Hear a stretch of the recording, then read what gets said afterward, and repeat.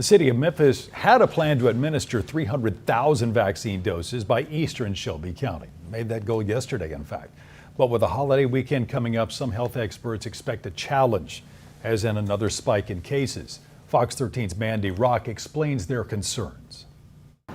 We see it after every major holiday. The case numbers go up and undo some of the progress we've made. But today, health officials said the vaccines are making it so we can be a bit more relaxed. I think vaccination is the key for us to be able to bring life back to normal. About 100,000 people in Shelby County have been fully vaccinated. As we approach Easter weekend, infectious disease specialist Dr. Manoj Jain said it's a game changer. After all of our family members, extended family members were vaccinated, we got together and we weren't wearing a mask. And that was delightful.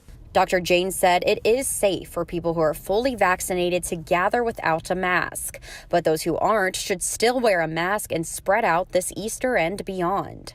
Outdoor services are much safer than indoor services.